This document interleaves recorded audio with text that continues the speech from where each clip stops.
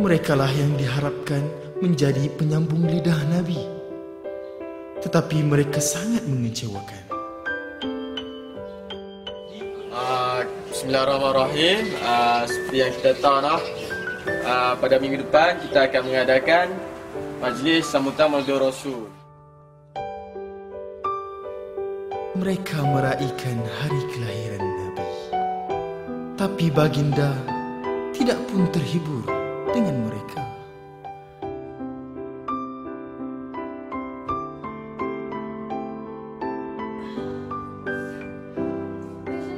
Rasulullah hadiahkan rasa malu kepada kaum wanita. Kemana hilangnya?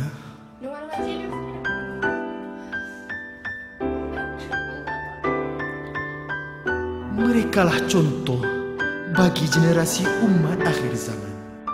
Tapi mereka sendiri tidak pun meniru kepribadian Nabi.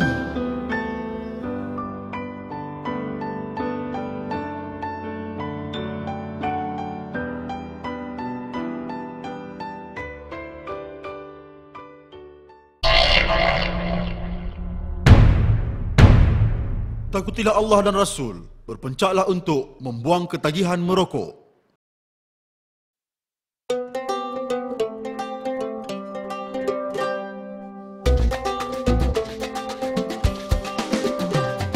Wahai rokok, kaulah perosak, baumu busuk dan juga haba.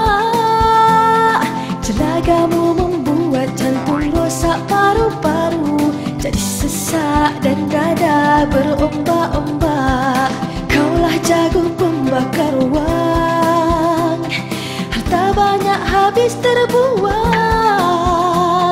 Kejahatanmu diakui syariat juga, doktor dan juga para ilmuwan.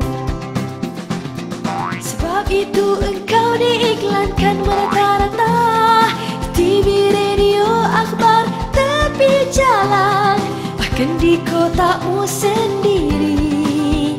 Bahaya merokok, oh bahaya merokok.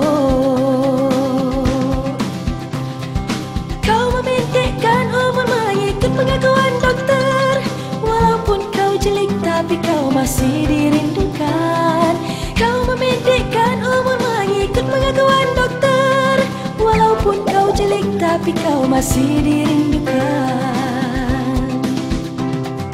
Kau masih diperlu oleh semua golongan, tua, muda, lelaki dan wanita, termasuk ulama, kadi-kadi dan mufti, mubaligh, guru-guru dan murid-murid. Mari semua, mari kita berbakti dengan berpecah.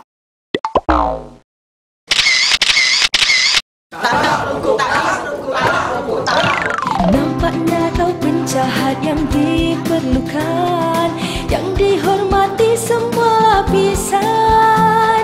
Sebab itu engkau sangat payah ditumpaskan, sebab engkau penjahat yang dirindukan, sebab engkau penjahat yang dirindukan.